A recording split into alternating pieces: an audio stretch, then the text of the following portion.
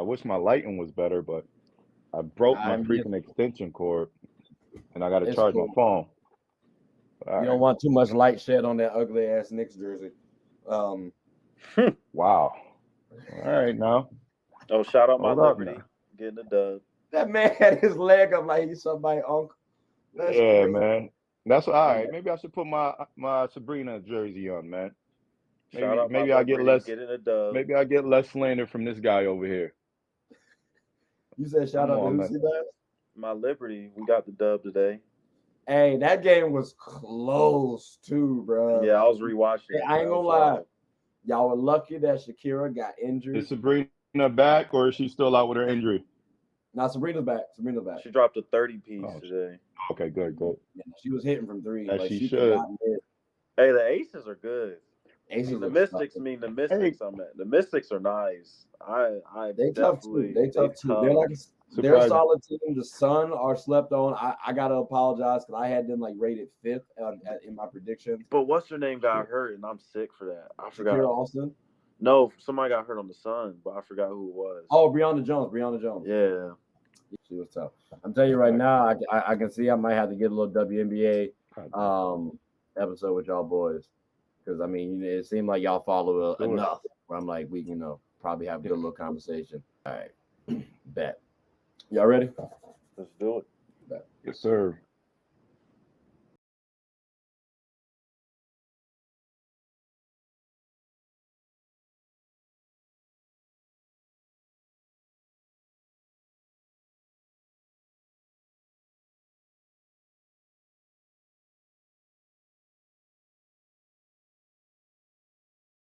What's up, everybody? It's your favorite show, Get a Bucket. I'm your host, Trey, and as usual, hope you're all having a wonderful, wonderful day. And as you see, we got my guys here, Seabass and Freddie. What's good, my boys? How's everything with you? What's good? Knicks in 5. Knicks in 5. We won the draft as well. Knicks in 5. Y'all got out in 5, right? On the out in 5, or I don't know. I forget, Freddie. I Stop bringing up old stuff. Knicks in 5. We won the draft. I just remember y'all lost.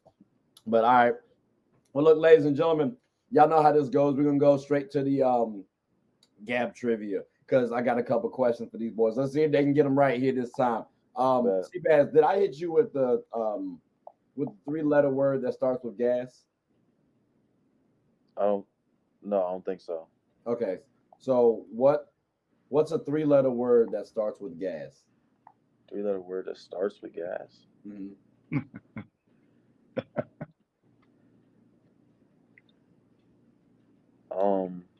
Can, like gas can. Okay. No, no, that's wrong. I know that's wrong. Yeah, no, the answer is car. It's a 3-letter. Oh my God, dog! These dad jokes be out of pocket. I'll be overthinking it. All right, Freddie. To be fair, Seabass, nobody has gotten that right on the show. Like, dog, that was tough. Right. It's crazy. All right, Freddie. All right, so real quick. And this is I'm gonna do 2 because I know you're a LeBron James fan, right? So what sports did Bron play in high school? What 2 sports did he play in high school? He definitely played football, and then basketball. I was about to say you took a little long for that. Well, I didn't know if you were including basketball or not, so I'm like, wait. Yeah, no, Imagine if I said football and baseball or something like that, right? Yeah. Football and basketball. Okay. So you're right. Yeah, he played football. Now, it's actually funny though because the reason why he quit was he had an injury in football, and that made him want to focus on basketball. He got some good friends. Yeah. What injury did he sustain in football? Shoot, I want to say it was a leg. They told him they pretty much threatened him if he tried to back out. It was a lower leg extremity, right? Okay. I would say break a leg in this situation, but you kind of messed that up, champ. It was his finger. He messed up his finger. Yeah. As a result, I thought you were going to get that right, considering the fact that he likes to point the blame at a lot of people. So I figured you was gonna get that right, Freddie. I really thought you was gonna get that one right, man. Oh, Trey's on one early, boy. He on my boy Braun early. Oh man. But Yeah, that's what he does, man. He can't help himself. I mean, He got to work the algorithms. He can't yeah, help you know what I'm saying? himself. Give him a little jab every once in a while. Give him a jab every once in a while. All right, now, Seabass, since I gave you one and I gave Freddie two, I got to round it out with you. So, real quick, who is the first black man on Vogue magazine? On Vogue magazine. First of all, that got to be recent. It's got to be recent. So if I'm saying it's recent, I'm gonna say my boy Michael B. He's been in a lot of movies lately. Ah. That's a good answer, actually. That's a good answer, actually. Because well, I mean, his name is Michael Jordan, and so it is athlete, related. It's just not Michael B. Jordan, nor is it Michael Jordan. Actually, it's LeBron James. So when I give jabs, I also give flowers. So there you go, Freddie. See what I do there? I don't think I'm just hating on the man. I try to tip the cap to him every once in a while. You know what I'm saying? Something like. But ladies and gentlemen, though, that does conclude GAB Trivia. Hope you all enjoyed it. Freddie, I hope you enjoyed it. That's his way of complimenting him. Compliment LeBron James is on Vogue. I said the first black. LeBron James is on Vogue. Like, oh, that's so crazy. That's so wild. All right, Ain't a compliment though. I say I give him top 10 in NBA history, and they say that's slanderous. It's when you cannot appease Braun fans. It's so crazy. So then, let me ask you guys this, and going to the quick takes. Going to the quick takes. The NBA draft just took place, right? Okay. Who do y'all have for Rookie of the Year 2024? I'll let him go first. So I'm gonna say we all know the obvious winner. So I'm gonna say someone who has a chance, and I'm gonna say Scoot only if they get up off of Dame. Because I think if they get up off of Dame and just hand the keys to Scoot, we're gonna see some crazy stuff happening. Interesting. Okay, so we got Scoot Henderson. Freddie, who you got? Well, he stole my exact one for the exact reason. So I don't want to be redundant. Don't want to say Wemby. So what I'll do is I'll just come out here and say Jarris Walker. Jarris Walker. Okay, interesting. Ooh. Yeah. Okay. What makes you say Jarris out of curiosity? Because I mean, one, I feel like he has an NBA ready body, a maturity to his game. Like he can do things on both sides of the court. So, and just the team that he's with, I feel like there's going to be so much opportunity for him to just literally play in an open environment, not really having to worry about winning right away, winning now, that pressure. And I feel like he's going to get all of the opportunities he wants. So, again, with somebody like him, got the size, going to be able to get the easy buckets, the hustle buckets, right, the fast break points, but then be able to get a couple and a half court set. I think he's going to be able to do a lot of great things. Interesting. So if Wemby doesn't win it, and without me saying Scoot, I'll say Jarris.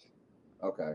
I'm surprised actually nobody said Chet, who I think actually has the best chance to win Rookie of the Year. Oh, wow. Yeah, because you're on OKC's team, you know what I mean? They might get to the playoffs.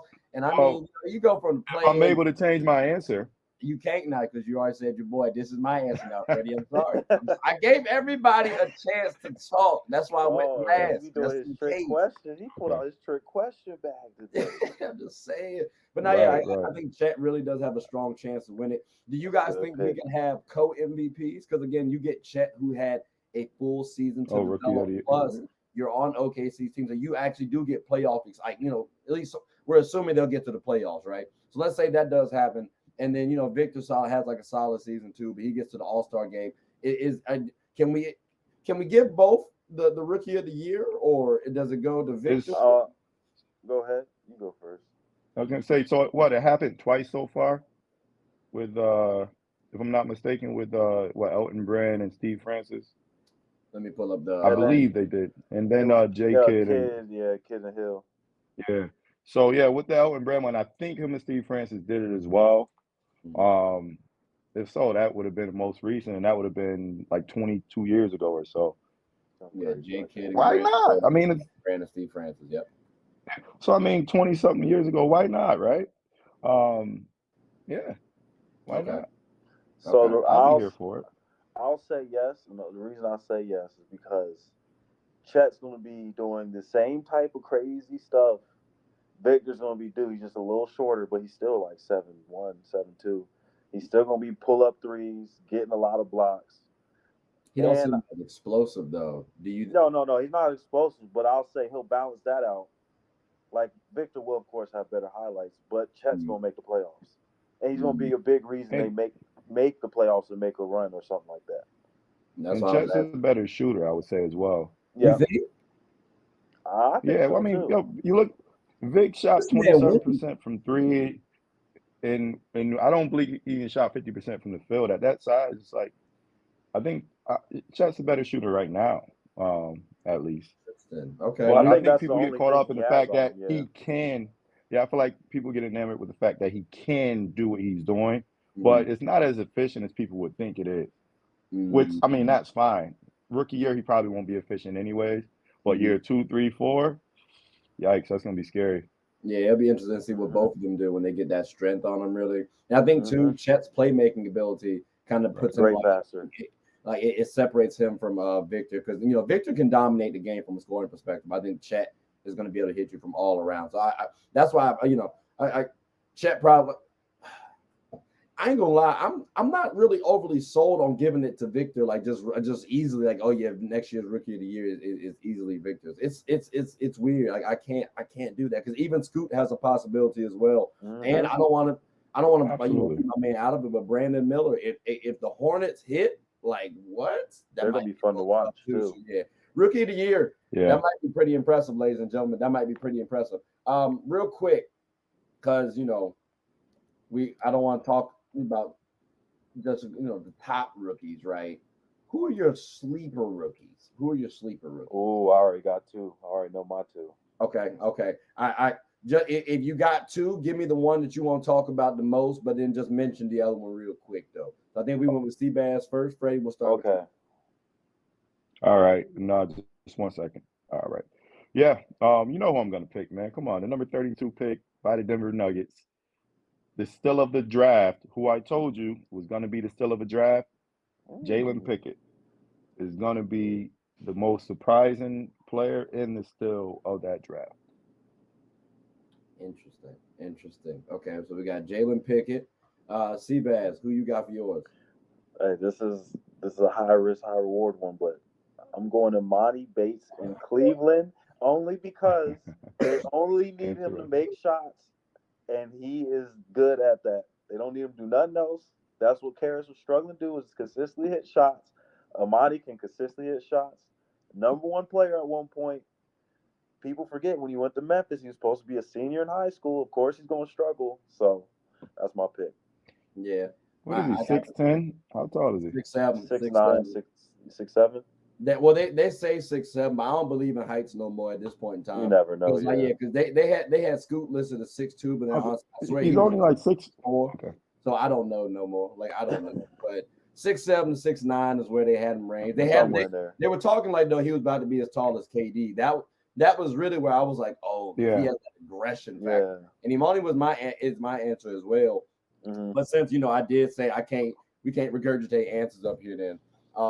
Fellas, although he didn't bring me this, I got to go with my boys. Derek Lively. I think and it's not biased. That's a great pick by them. Yeah, I like it. Great pick. Great pick for the Mavs. So I mean, you get a nice little rim running young big too, like easy. Because for whatever reason they did not utilize JaVale McGee enough. You have to utilize this pick. And you're pairing him with Luka too, and Kyrie as well too. So now you get someone else with the brotherhood coming in that might work out with Kyrie. Who knows? But I like that pick. So again, people, Derek Lively, he didn't bring me a chip, but he's good talent though. He was number one pick or number one pick in high school before he was injured. And this past year, you saw him trying to shake off that rust. So I say Derek Lively, but my original answer was Imoni Bates, because again, the man came out early this year, dropped 30 against Michigan. It's like, it was him versus Hunter Dickinson, it seemed like. And it's just like that's kind of tough. If Hunter Dickinson, the man can play some ball. Hunter Dickinson's tough.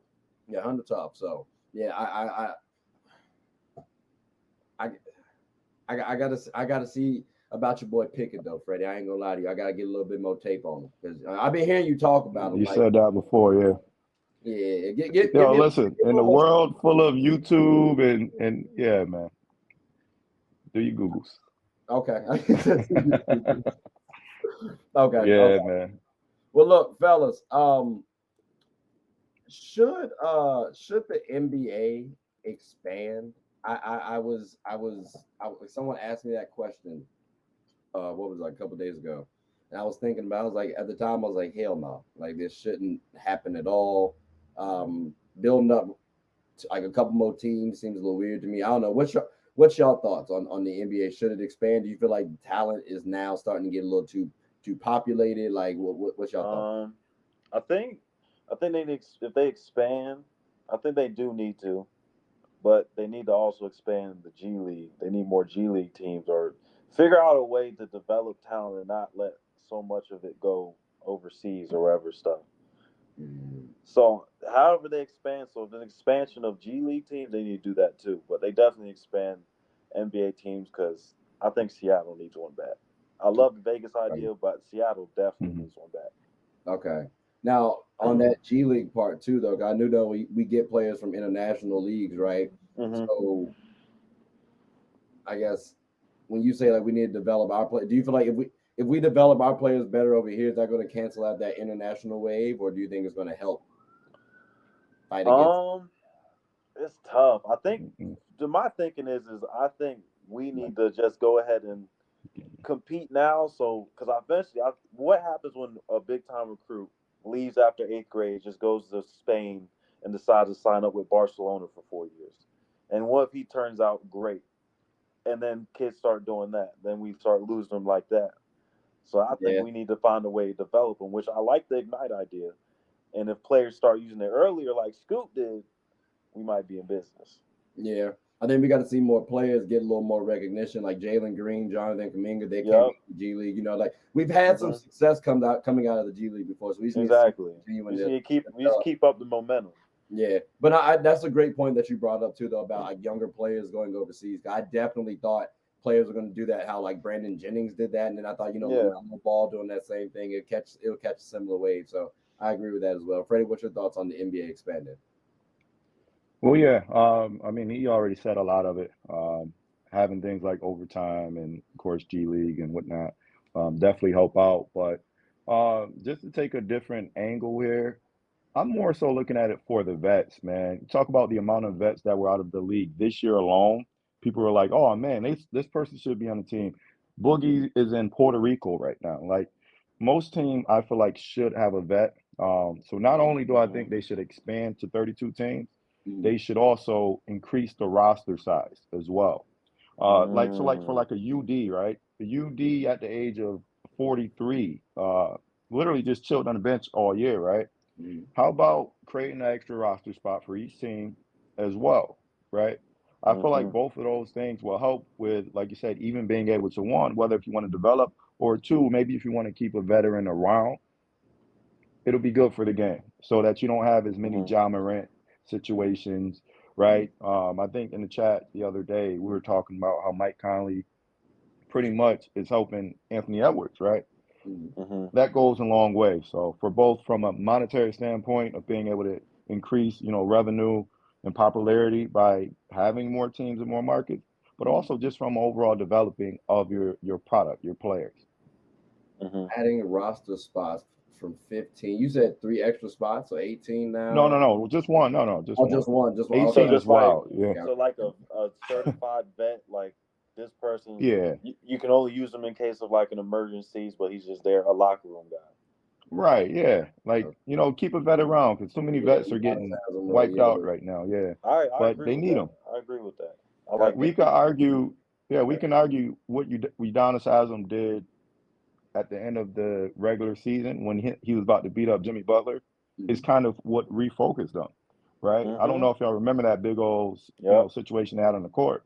Because if he wasn't there, what other player was going to challenge Jimmy Butler like that on national TV?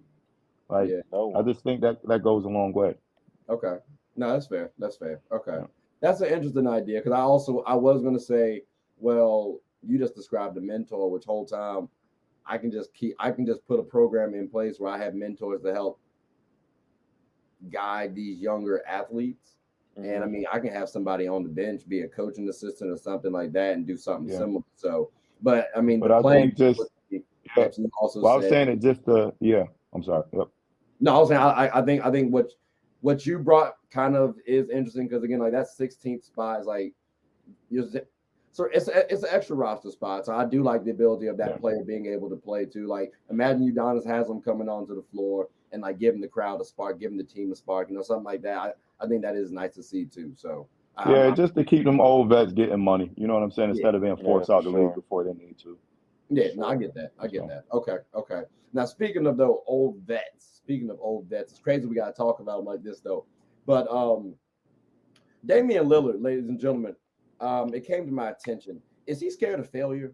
Because you can think about it from this standpoint, right? He's on the Blazers. And at this current point in time, we have no Mhm. expectations of the Blazers winning a championship unless you or myself who said they can win it in 3 seasons. Blazers, if y'all don't believe me, holla at me. I got you. But outside of people like me who like to be optimistic, that you don't think they're gonna win. So he hasn't demanded a trade yet. We'll see how that goes as time goes on. But does it seem like Dame is scared of failure, even though he's not running from the grind by staying in Portland? Because when you go to another team, you have pressure immediately to win a championship. Like he's called clutch, like he's a Mr. Clutch guy, right? But if you're not getting over the hump, people might start looking at you differently. It might affect your brand a little bit. So do y'all think Dame is scared? Seabass, we'll start with you. I wouldn't. I wouldn't say he's scared. I think he's just someone who really values his legacy, and like he seems like he's one of those dudes. I mean, he was raised up on watching like Kobe and Tim Duncan that era, so it's not. He's just one of the last few that just want to stick with one franchise. I ain't mad at it. I would love to see him take his talent somewhere where he can shine, but if you want to stay there, you want to stay there. I'm not gonna be mad at him, but I do think it's more of like just valuing his legacy more than fear. Okay, okay. Freddie, do you think it's he wants to maintain his legacy and hold that to like a higher standard, like we look at Dirks and Kobe's things, Yeah, yeah. or is he just scared? well, I don't think he's scared, but I would question what is his legacy going to be? Essentially, right? You talk Mm-hmm. about Dirk, you talk about Kobe, Tim Duncan, Manu Ginobili's, right? Some of these players who Mhm. just stuck with one team. They all got rings, man. They all got not even a ring. Dirk has one. Dirk's been twice. Dame's only been to the Western Conference Finals like once. So Yeah. it's like, what is your legacy going to be, right? We can argue that Mhm. and I think he's better than Bradley Bill. Don't get me wrong, but what has he accomplished that Bradley Bill hasn't accomplished, right? Um, so for me, Did it's the just a Wizards go matter to the of conference finals? was that Did the Wizards go to the conference finals? no, but I mean they got I'm out in just the first round a I'm few trying to times, fight yeah. for my man Dame. That's all I'm doing. I hear That's you. all I'm doing. But again, even that you get to the conference finals and I mean, you've been in the league for 13, 14 years. Cool, okay. Trey Young got to a conference finals. I don't think like it's just like, okay, Dame, you proved your point, bro. You got your respect, but you're not gonna gain no more respect other than winning a championship or getting to a finals. You're not going to do that in Portland. All the respect that you're going to get in Portland, you already have because you're not going to win one, right? Go somewhere else, you can win one. And now we could start to elevate the level of respect we have for you. I do Three hear seasons is crazy because that. there's still going to be Giannis, still going to be Luka, still going to be Steph, Bron, and they're going to be older jokers. Who knows if Embiid get it together? And now you got the young guys coming in. Like hey, Mhm. he's hey, in a tough era. He he missed in a his tough window. era, but all I'm saying is that boy Shaden Sharp is some type of nice on the court. And he about to cook, bro. You got Jeremy Grant come back. Only thing I hate is Yeah. that Nurkic is on the floor. I hate Yeah, Nurkic is so bad, bro. strong. He's I just bad. don't like Nurkic at the five. 3 years from now, Dame will be 36. Man, I'm if okay I'm with the Blazers, I'm just saying, dang, man, I appreciate all this loyalty talk, but where do you want to go? Because Right. it's scoot time, bro. Like Scoot. it's Yeah. scoot Y'all are trying to time, have bro. Dame I'm scoot out sure of they'll trade Dame. I think crazy. they'll trade Dame by halfway through the year. I really want Dame to get a full season with Scoot because I think that'll be so beneficial to Scoot Henderson. Like, fellas, I don't think y'all understand how beneficial he was to Anthony Simons. Like, I know y'all were, but like Oh, 1,000% Anthony, agree. like that.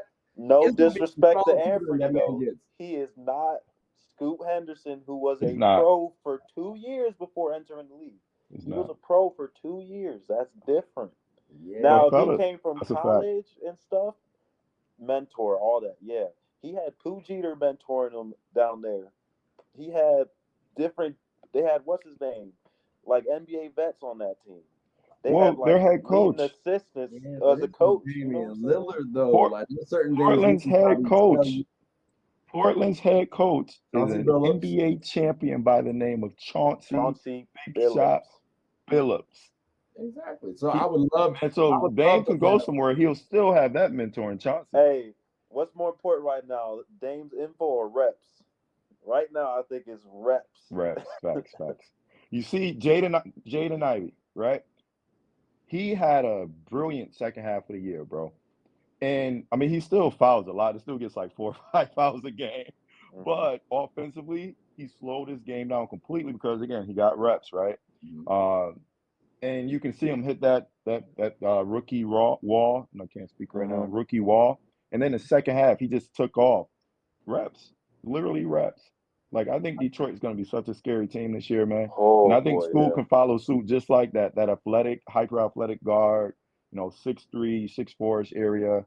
Yeah. Get those reps. Send Dame on somewhere, man. Bring And another plus, young like, piece Here's in. the thing though, to y'all point though, Jaden came out of college. Scoot came from the professional realm. So if he's backing up Damian Lillard, battling Damian Lillard in practice for an entire season, he gets to one, get mentored by Dame, two, pick up some things in for an entire season from Dame offensively and defensively as well. There's no better tutelage than that, fellas. I don't like outside of maybe like what Steph. I'll counter with this. Yes, he would do that, but just imagine, like he said, he's learning from Chauncey, so it's not like he's not already talking to a Hall of Famer every day, right? Yeah. And then you add on the fact that he'd have a full year being the number one option, getting game planned against. He's seeing the doubles. He's seeing how they switch up pick and rolls coverages. Now imagine taking that for a year and adding that to his second year. Which one do you think will be more valuable, the Dame one or the one where he's seeing everything? I don't know, because I would caveat that with this. And Freddie, I think you might be able to appreciate this. I'm going to go the football route real quick. Oh. But Aaron Rodgers did not necessarily start year one. He did get a chance to learn from Brett Favre, and it worked out real well for y'all. And Aaron Rodgers and Brett Favre were supposed to be decent. So it's like they were projected to be decent. So it's like, I think we got the same Dame and Scoot. So that's why I'm thinking something like you learn from it might be a good little transition. That's fair. And I respect that for sure. The only difference I'll say, though, is this. Packers were still technically a threat to win a championship every year. Like, Portland ain't winning us. So it's like, all right, bro, let's just get you out of here, bro. We're not going to win with you. Like, you know what I'm saying? Like, come on now. Like, that's the only thing I'll say. But you're absolutely right. Hey, man, come on over to Brooklyn, Dame, man. We got KD up out of there. He did list y'all as a possibility, though. That would be nasty. Hey, look, Seabass. Y'all would have 2 all-NBA players on the squad. That's all I'm saying. Yes, sir. The second one is Nick Claxton. Yeah, you're right. That's crazy. we are really not. Oh no, my fault. You got Ben Simmons. My bad, Ben Simmons. I thought you meant Nick Claxton. Hey. Let Ben come back healthy though. That's gonna. That boy been at lab, man. Woo! Yeah, that would be a scary team though. But him on the Heat too would be kind of tough. And those are the 2 teams that he did say he would go to though. But look, fellas, actually now I'm thinking about it though. What was your biggest takeaway of the 2023 season? We got the Heat going to the finals, right? Jokic dispelled some haters out there and got himself a championship. The Kings even did well, got back to the playoffs. The Lakers, they might have found some gems. Who knows? The jury's still out on Austin Reeves. We'll see how that shapes. Only to him. Only to him. He won't accept my son as a. At $100 million, I still got questions, Seabass. I still got questions. $25 million a year. You already know I'm biased, man. I know that's your guy. It's both. He's both y'all guy. He's both. Freddie's already said he's adopted him. It's crazy. But what's y'all biggest takeaway though of the 2023 season? I'm gonna say this one just because I want to get it out now. I feel like someone could steal it. But my biggest takeaway was the international players might actually covet or love the game of basketball better than the American players do. Like when you look at the last MVPs, the final MVPs, you see how they're actually carrying themselves on and off the court. You see how their play continues to evolve. Like Jokic was drafted what 5th or 41st and continued to evolve to the point where he was now MVPs. You're not seeing too many of those from the American players. Like I'm seeing a lot of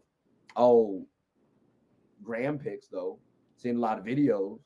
I see JT on the commercials. You know what I'm saying? Like I'm not. I don't know if they really love the game though the way the international players do though.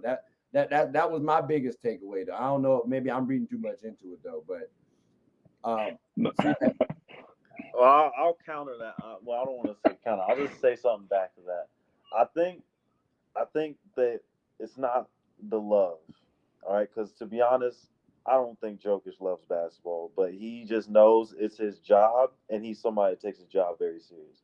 Now, I don't think American players don't take the job of basketball serious. Like they love the game, but they don't take it like very serious. As like this is your occupation. Like you got to put in work when you're at your job. That's fair. Okay, so let me change mine and say from the game to the NBA. I'll change that day because that's a fair statement. So my takeaway is a hot take. It's a very hot take. I'm going at one of you Duke boys. I'm sorry, but my hot take is chill out. Jason Tatum will never be top 5 in the NBA. I ain't no hot take. That's a fair take, very fair take. But I respect it, brother. Never is crazy. I just want to say that because never. All I'm saying is that man won the championship this season. He top 5 in a lot of people's eyes. But or did he have one of the most complete teams we've seen? Right?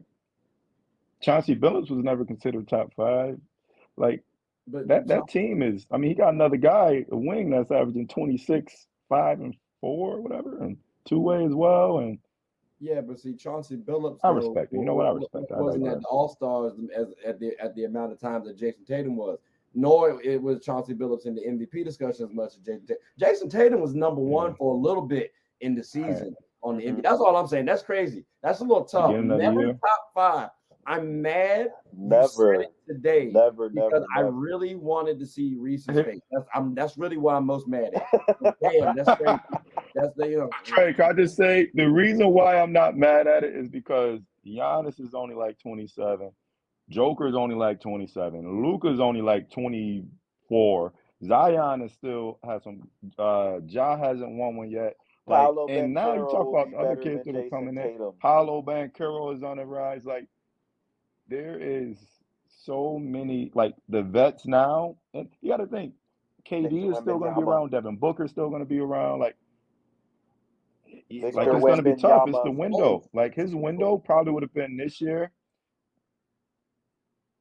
So we're saying JT can't eclipse D Book or like Luka, or because you got to think too, JT has also displayed two-way abilities now, and he's an elite scorer. I'm just saying, like he's inconsistent but as a scorer, though. Yeah. And D Book plays both sides as well, but I think they have about the same. I think they have the same window, same opportunity that presents themselves to win it. Because D Book this year is going to have the ball in his hand more too. Okay. All I'm saying is if Luka was on the Celtics, we're not having a who's better, Brown or Luka Doncic conversation every other day on anything. That's all I got to say. Because see, with Luka, you lose that defensive capability. So I mean, you might have some shortcomings. Yeah, you gain some playmaking, but I mean, in terms of shooting the ball, I don't know if you can't put Luka off ball like that. He ain't shown it just yet. So you would have had some. It would have got a little tricky. I don't know. But that would have been interesting too, though. Him and JB. And Trey, I do want to. What's yours, Freddie? And Trey, real quick. Well, I just want to say this because as soon as you made your comment about your biggest takeaway, the reason why I laughed is because I tried to argue against it. Then I thought about it. I said, man, And I started thinking back to like the bubble. I'm like, damn, we got people on camera with guns getting in trouble, being told not to do it again, and then doing Do it it again. again. Like you don't You got take your you job got you serious. got you got people in the bubble who's out there playing for games who are sneaking women in to smash women and getting kicked out of the bubble. All of these are American players that are doing all this crazy mess. I'm telling you, I Trey's remember take is KCP was hooping with 100% an right. ankle monitor on like 3 years ago. I'm like, you don't never see any foreign players in these situations. Hey, Of course, aside, hey and Trey, then the Rose Bar goat, John Wall. wait, what? Oh yeah, John Wall was at Rose Bar all the time back in the day. And, Oh and my it, god! it got to the point now where they're saying that Jordan Poole's gonna be the next Rose Bar god or something like that. I can It's a see it, thing, bro. though. It's a thing. 500 grand for Yeah, a like date? Like that's Oh yeah, boy. Jordan, no, Jordan Poole's crazy. Jordan Poole's crazy. But now, Freddie, what was your biggest takeaway of the 2023 NBA season? Well, quick.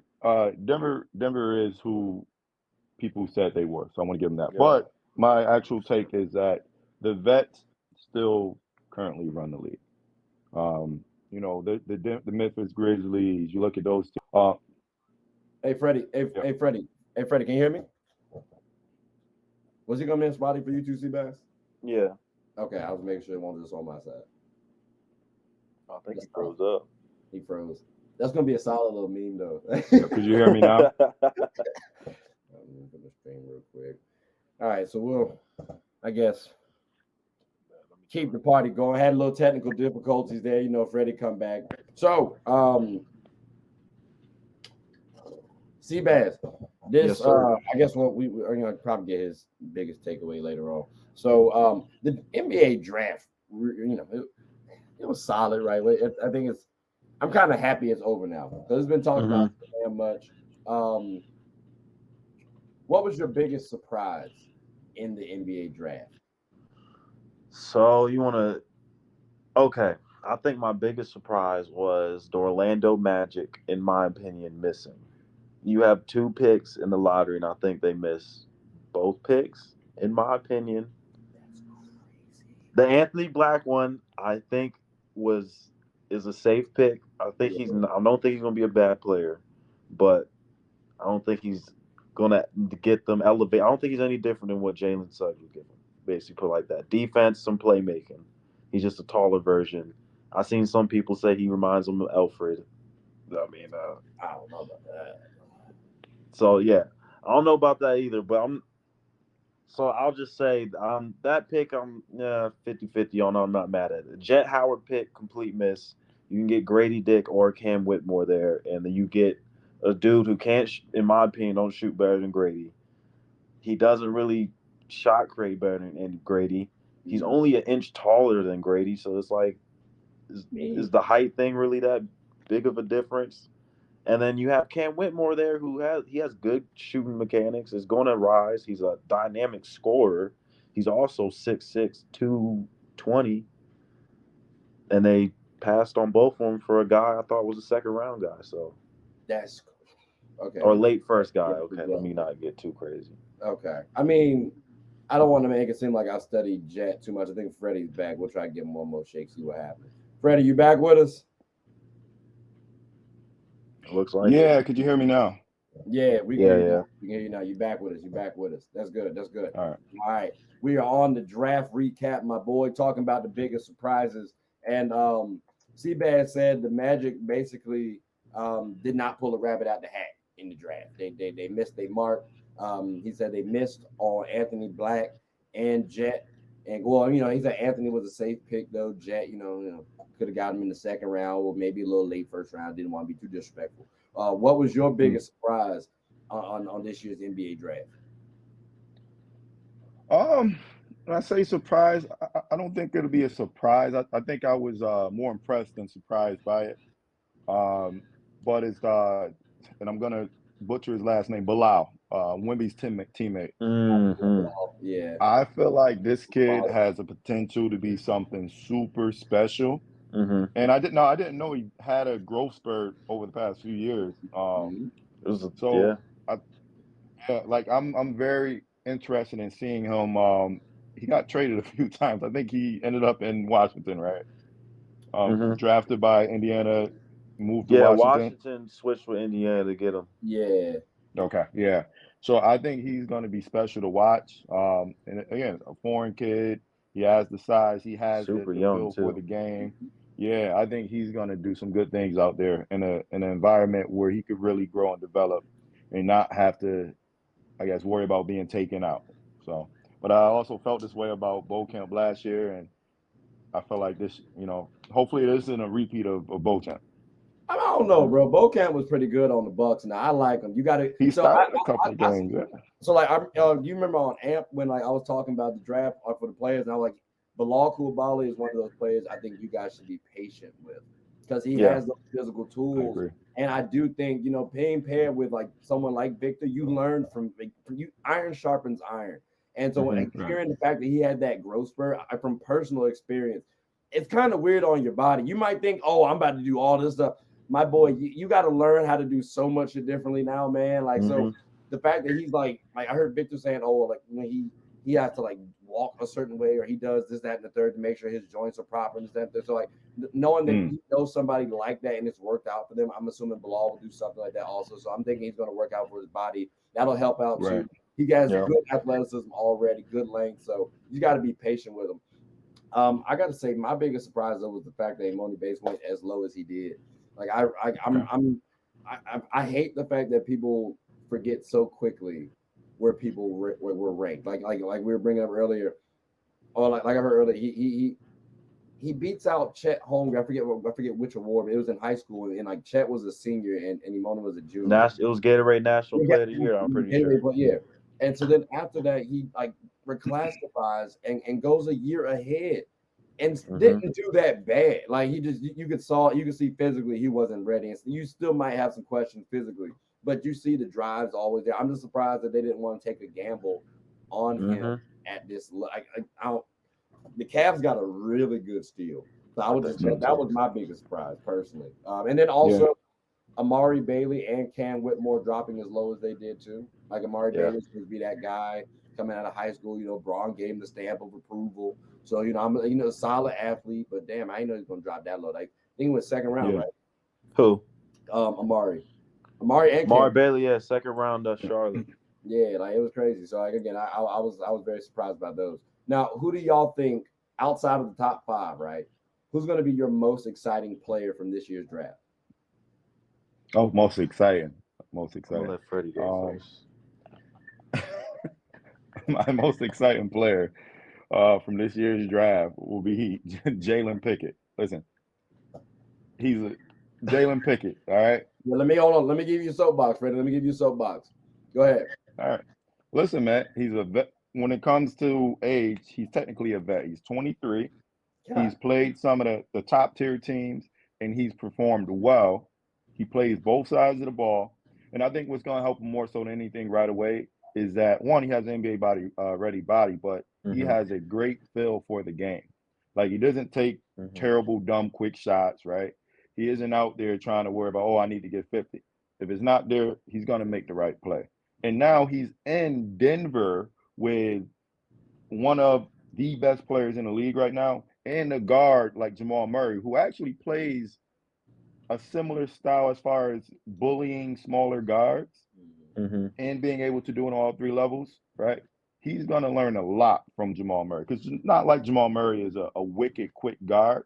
He's very crafty and very physical. So I think Jalen is going to learn from him quick. I think he's going to be able to get minutes early because he's a smart, high IQ player. And I think he's going to make all rookie team, man. That'd be interesting. Okay. We'll take a look out for him then, Jaden Pickett. Like I said, I ain't studied him as much as you have, Freddie, so I'm not going to go at the man. I'm not going to speak much, but okay. Well, I mean, all American consists. He has the accolades, he has the numbers and everything. Yep. Okay, got you. Seabass, who's your most exciting player outside of the top 5? So when I go excited, I'm gonna just go off of what I think they're gonna be when they start playing. So like more play style wise, I'm going Nick Smith Jr. going to Charlotte. I think that dude's had talent. so much talent, and he just got injured, so he couldn't really get into a rhythm in college. But he showed flashes. At one point, I saw on Twitter someone say they couldn't find. They had to like. It was hard for them to edit because he wasn't missing in his workouts, and you mix that with how explosive he is. You have like another Malik Monk type guy, which is exciting to watch. So that's my guy. Okay. I do say Malik Monk coming out of college was interesting. Like, Mm-hmm. buddy, Yeah. Yes. he was getting a bucket too and that excitement, and then even you see like him now on the Kings talking with the way he does, but also backing it up too, looking like one of the better players on the Kings sometimes. So And that's it's fun to watch him play. He just lights it up with threes and dunks. Like it's so.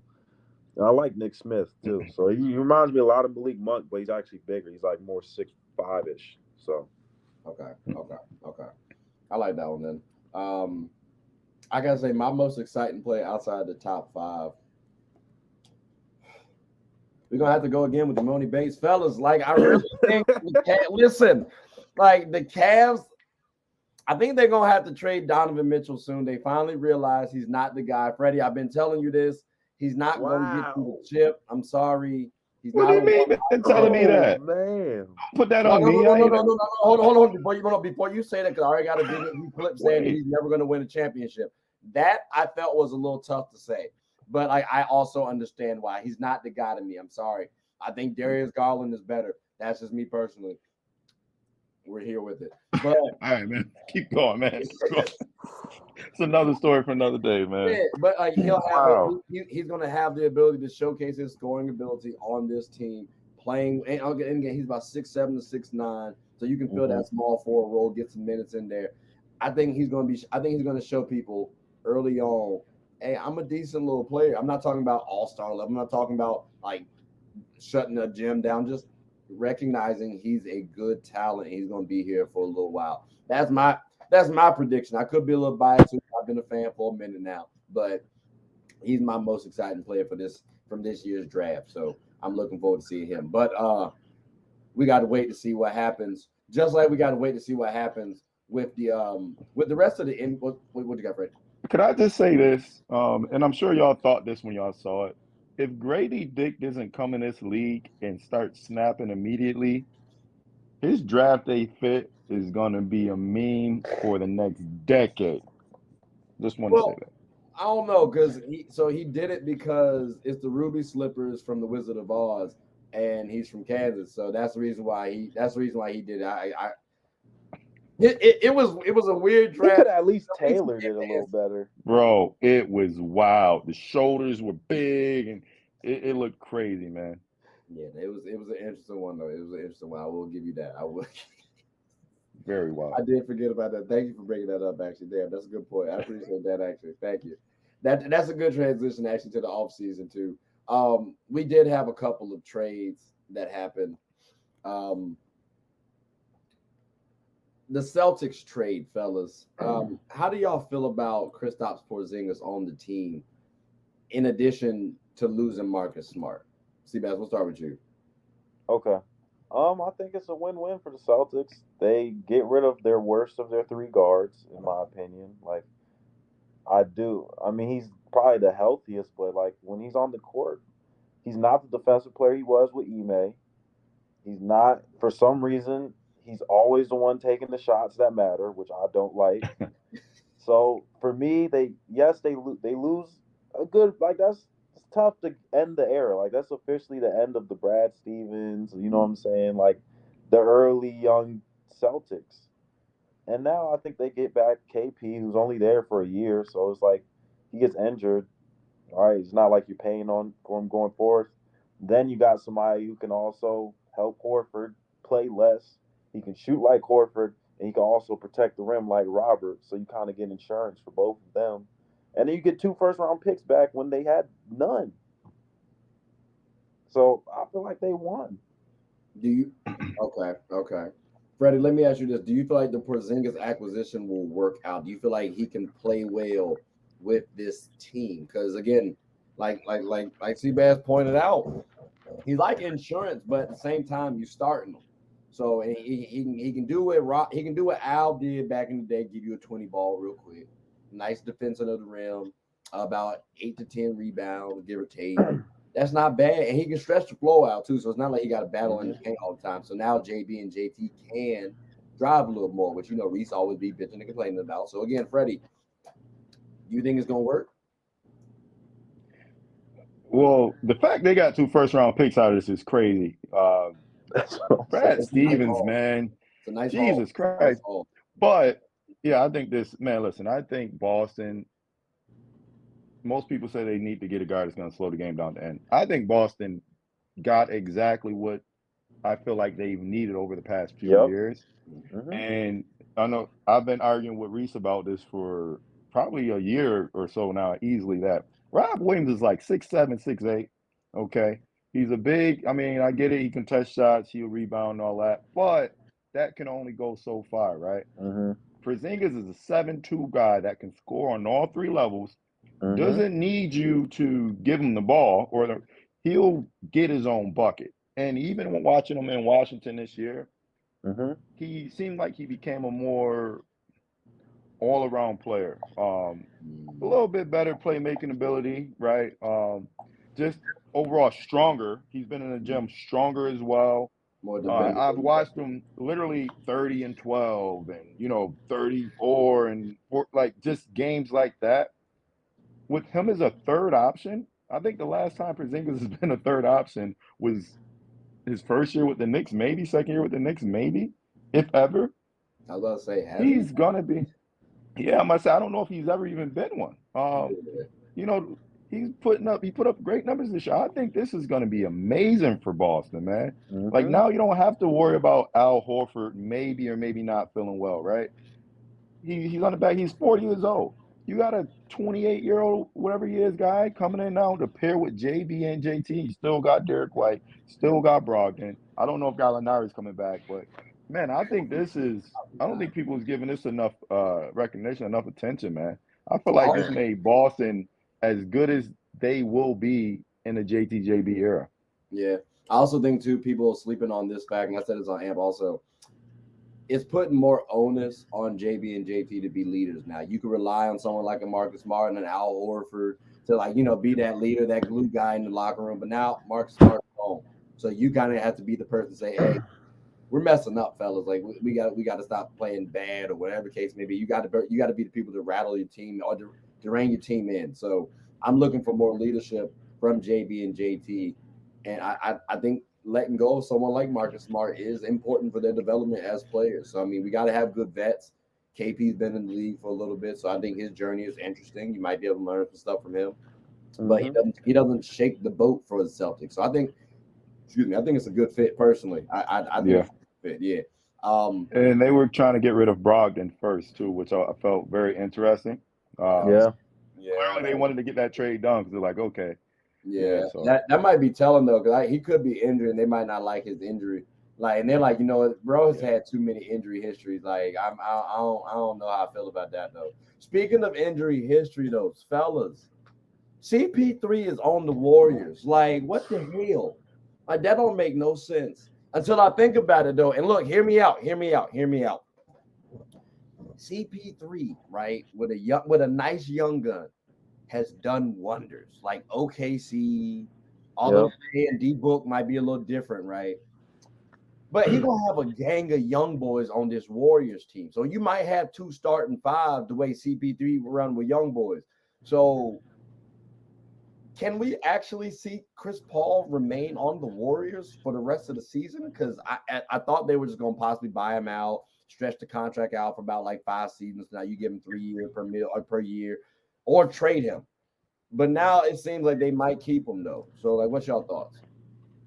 Freddie, we'll start with you. well, they got rid of Jordan Poole, so that's the win right there in itself. But I mean, come on now.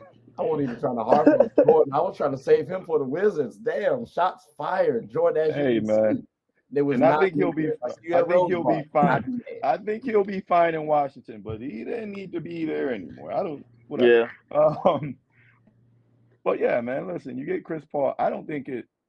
I'm not gonna say it doesn't make sense because anytime you get Chris Paul, you become a better team. At the end of the day, basketball is basketball, and Chris Paul makes every basketball team he plays for better.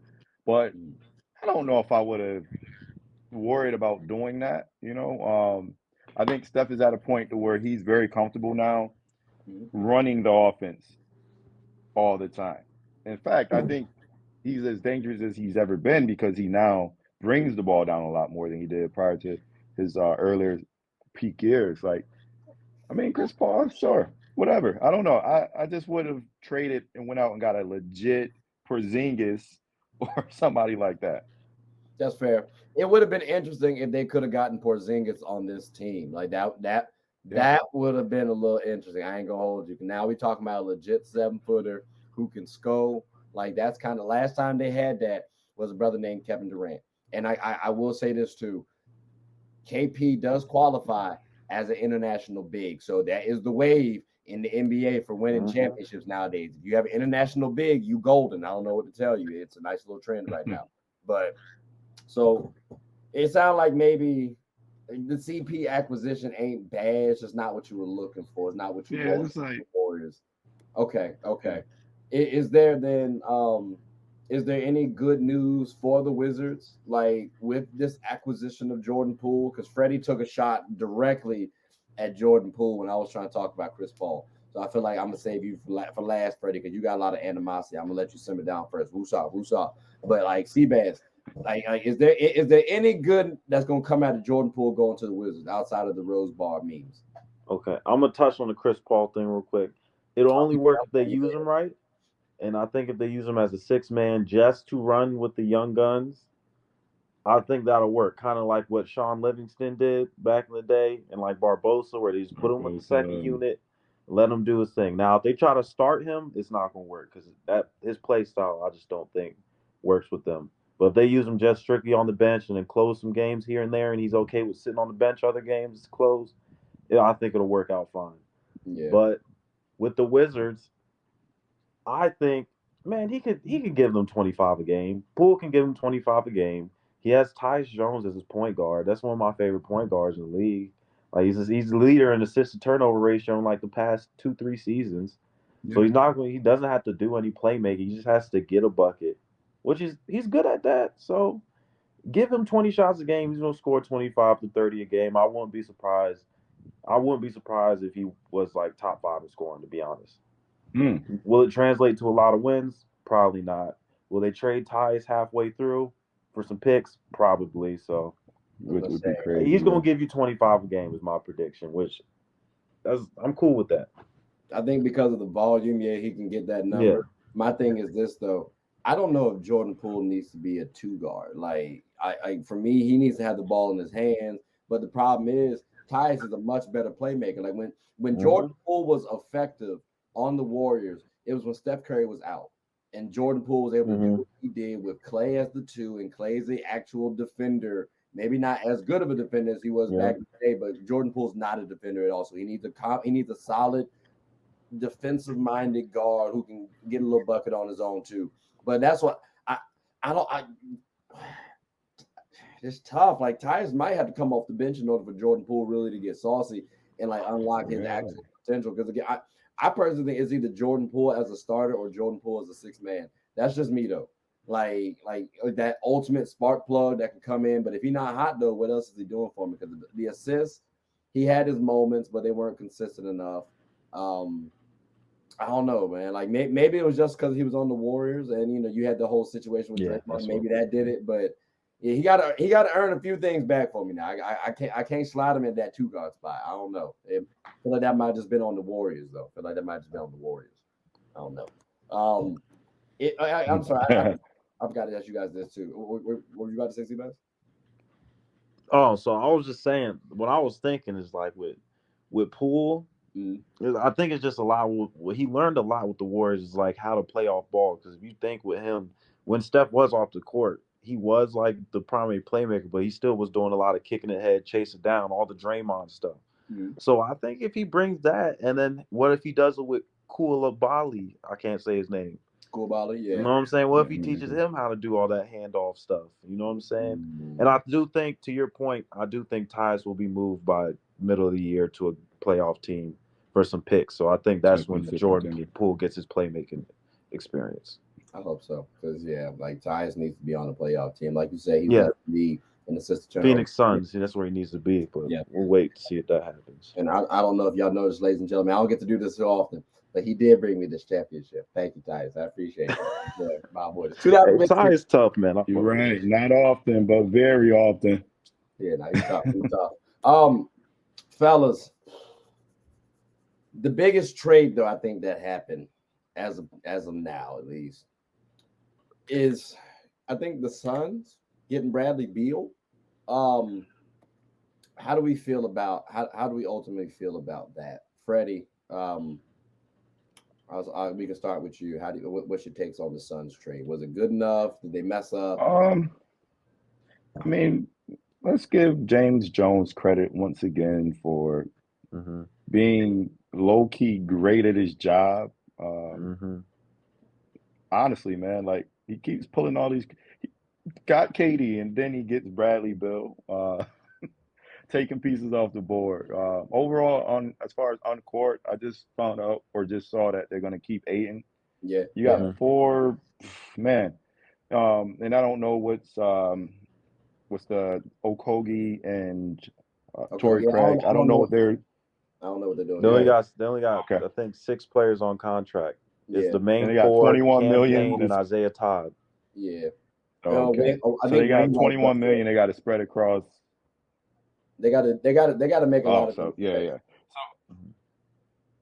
yeah. So from what I heard, if they wanted to bring their exact same group of role players back, they would be able to because of I don't know if it was bird rights or what. I mean, yeah, they got to fill the roster out. But ultimately, again, Devin Booker probably had the basketball in his hands more. Bradley Beal being a number 3 option now. When have we ever seen that? DeAndre Ayton no longer needing to be that 3rd option. Now it could be a 4th option. I think that's going to help him as well. They could be scary. Do I think they'll win a championship? No. If I'm being honest, no. But I think they'll be fun to watch for sure, and I think they'll be a scary team. Okay. But overall, a great trade for them. I don't think they're definitive champions off this trade. I see, like you said, you got to have more roster spots filled. Like if they can get someone like Andre Drummond for the low, that's a big right there who can get you a good amount of rebounds. Like the man can get you so many rebounds, and he's a big body. So if you go up against a Jokic, you can throw him on there and still run. There you go, right. You know what I'm saying? So like it depends on what they do get, but they have a great foundation to work with. I'm curious too on how Ayton actually develops. Seabass, what's your take on the Suns? You're a little closer to them than we are, so. So I like the move because you basically you got Brad Beal for nothing. I mean, to be honest, it's like Landry Shamet and 2 second rounders, basically for nothing. So I mean, you have to do it. I just don't like the fact they're not going to trade Ayton because their depth is going to be terrible. Like they gotta hope these vets are like truly bought into getting a championship because they can't really pay no one after Ayton. Like I would trade Ayton and get like a Capella and a Bogdanovich or something back or something like that. But I might look at Miles Turner and something. Yeah, Miles Turner, Buddy, like something to give me like a good 5-6 players to play with. But I can see that too. They can't guard Miles nobody Turner either, is better so than him I'm though. I don't scared. know if Indiana do that trade.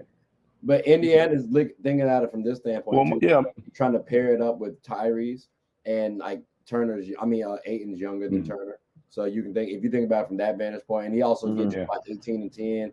Miles Turner do about the same thing. Yeah. New environment. He might. If they can get that, that'll be a steal. Yeah. That'd be a solid little pairing right there.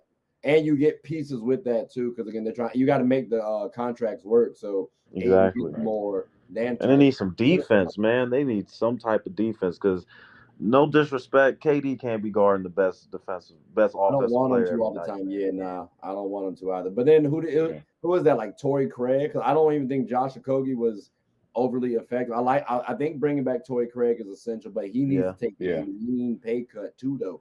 Like exactly, a little tricky. He might want to go to another team, like the Denver Nuggets could use him. Who knows? Like who knows? They might be one of the teams. He came from Denver as well. That's why I brought it up. Torrey came from Denver. It'd be a boomerang. So Yep. He made money and lost it right back within the span of 2 series, which was crazy. Went from averaging like 16 per game to playing, I think, Denver when he went to averaging like 4 or something. Yeah, So, yeah, I think his stock is, thankfully to his bad series, they may be able to bring him back on a low now. I hope so. I hope so. They're gonna need a lot of work. But I do at least like the Absolutely. fact that they're gonna be able to have at minimum one fringe all-star on the flow. Because you got At to all think times, like yeah. out of those 4 players, one of them is going to be on the floor playing with everybody else, so it's not going to be overly stagnant, right? So Yeah. Probably they just 2, got to yeah. figure out like when to sub people out, what's the best matchup to do. And I think as long as Aiton's just screening and rolling, that team's going to be so hard to stop because you got Brad Beal, D Book, KD, and Aiton setting screens, like, and you got somebody else just trying to get the extra rebound too and doing the hustle plays. That's gonna be tough to stop. Like when you on. Yep. And honestly, in terms of like offensive fit, it's really good because the last time Beal shot 40% was with John John Wall. Wall. So now he Yeah. has freaking Booker taking pressure and KD taking pressure. Watch him go back up to that 40% shooting. He loves to run off screens and Absolutely. everything. That's how he started. So Facts. I Nice. wonder if they could get Javon Carter in there. What it will cost them to get Javon Carter. What's going to be I, yeah, his that would be a good. market's I'd going to like look that like. fit too. I, PJ 94 Tucker would fit feet perfectly there. lockdown. Yeah, absolutely. But Javon DJ would be Carter, ideal as 94 well. foot lockdown point guard who can make shots. Yep. Yeah, that'll be Yeah, special. PJ would be tough. PJ would be tough. But look, fellas, with all the trade talks, right? You always got to think about the NBA going forward. So, what's your boldest prediction for the 2024 NBA season? I think I got to say mine to get it out the way. I think Victor Wembanyama is actually going to start in the All Star game this season. That's bold. It's got to be Listen, bold. hey, I'm gonna go ahead and go after Trey because mine has to do with him too. Because I've been trying to Okay. stop talk about him the whole time, but it's time. He's going if he's top 5 MVP. I wouldn't be surprised. If the Vic. Spurs make the playoffs, he will be Wow. a top 5 MVP Oh yeah, candidate, for sure. guaranteed. Even if they hit the For sure. play-in, he'll be top 5. Nah, they got to make playoffs. You got to make playoffs. Like, let me think about that. Unless your name Luka Doncic, Hey, right? come on! He's the first overall pick. Takes him to the 7th seed play-in. You don't think he'll get top 5 votes? They already said he's going to be the best player in the league in 3 years. NBA, Seventh the seed, same people that vote for those awards. 7th seed is. I'm thinking like bottom. Like he's into playing at the bottom type shit. Like I'm not thinking 7. Like if he's at like 6, 7, I could see MVP. Yeah, if he Yeah. gets 8, I don't think he'd be. I don't think it's a guarantee he finishes top 5. Well, But let's he say gets to this: that 7th. if he averages like 26, 12, and 3 with 2 blocks a game, and he Yeah, gets to like a play-in situation. that's top 5 MVP. Trey, come on, Okay. No, come on, Trey. That's top 5. I'm cool with him if he's. Hey, I'm not mad at that statement. That's why I'm not mad at him being All Star. Not All Star MVP, All Star starter also because you're gonna have like so many people backing this man. He's gonna win the fan Mhm. vote. I wouldn't be surprised if he's number 1 in fan voting. To be honest. Probably could. I probably would. Yeah, some Yao Ming I was about to type say of. Yao Ming did it too. Yeah. His rookie year, and he was an All Star every year. So I really do believe this man's gonna be and it's positionless too. So you don't Yep. got to vote by somebody in there just because I need a guard. Like you can put this man in here at any point in time. So and we still don't know what position he's going to actually play. For all we know, he could be small forward. Yeah, I Come think in yours like is a KG. guarantee, Trey. I can't lie. I think yours is a guarantee. Guarantee. That's nice. That's nice. 95%, my fault. Freddie, what's yours? Oh, mine. Well, Trey, I mean, you probably won't agree with me because you don't like this team like that. But if they trade D'Angelo Russell, I think the Lakers will win a championship next year. Wow. Wow. See what I just did there? Yeah, that's so disrespectful. Oh my God, he swears I'm not a Lakers fan just because I got high standards. Because you don't like Austin I Reeves, understand because you why don't you like don't get it though, Bron, Freddie. because I understand why you don't get it though, Freddie, because your Knicks jersey. you No, don't like the listen, coach. listen. I'm not.